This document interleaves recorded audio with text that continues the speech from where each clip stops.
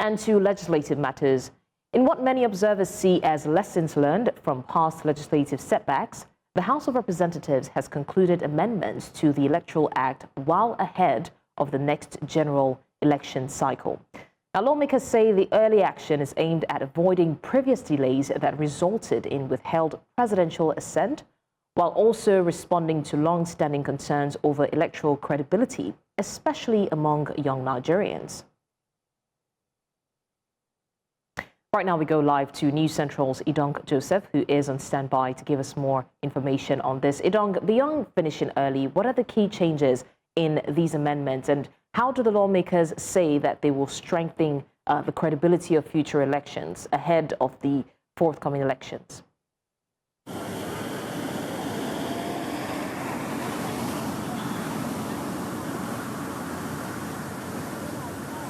Well, if you look at what the House of Representatives concluded on the 18th of December 2025, where over 50 sections of the existing Electoral Act, which seeks several areas, grey areas, which have been a source of concern to analysts and even citizens across the country. And if you look at it, we can't just state all of it, because there are over 50 sections of the existing Electoral Act that that currently undergoing an amendment in the National Assembly, and over 77 clauses were also under consideration, and key among them is punishment for vote buying, that's vote trading. And formally, in the existing Electoral Act, it stipulates that anyone found guilty of vote trading should pay a fine of 500,000 naira and an imprisonment of, I think, not more than 2 years imprisonment.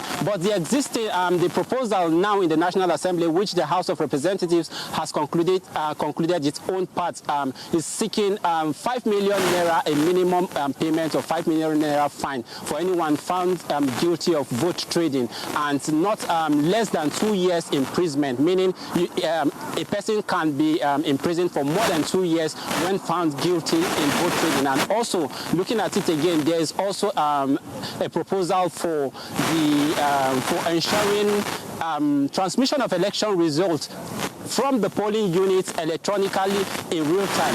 You could remember that was a major source of concern after the 2023 general election, which major political contenders went to the court and stated that election results were supposed to be transmitted, but INEC stated clearly that there is no law backing that up. But now the proposal in the House of Representatives, which has concluded its process there, waiting for the Senate to also do the same, is seeking that election results should be transmitted from the polling units in real time to the INEC election results viewing portal in real time. And also, there are several others amendments in the House of Representatives that were concluded. And all of these laws, this proposal which I just mentioned, and the ones I cannot mention now, are seeking tighter accountability in the electoral process, and also strengthen citizens' confidence in the electoral process, and to address those gray areas which we observed in the last election, and ensure that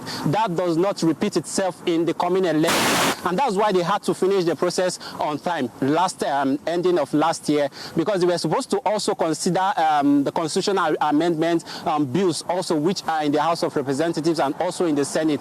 But lawmakers thought that this was very important, looking at the time frame to the next election, so they had to attend to that urgently. And now we are hoping that the Senate is going to do the same to ensure swift transmission of that bill to the President for his assent.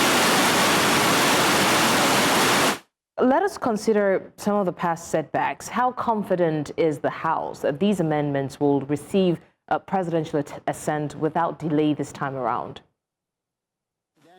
Era of Bukola Saraki, where the electoral bill amendment bills were transmitted to the president very late, and the president raised concern that he was unable to sign that because he said the time frame to the election was very close, and that is going to be a bone of contention after the election. So he refused assent to the bill. That's former President Muhammadu Buhari. He refused assent to it because it was was sent very late. But now, this time, with the House of Representatives coming up to pass it on time, they are confident from what the chairman of the House Committee on Electoral Matters stated, that he is confident that with this timely transmission, and if the Senate do the same, also timely and transmit it to the president, then it will give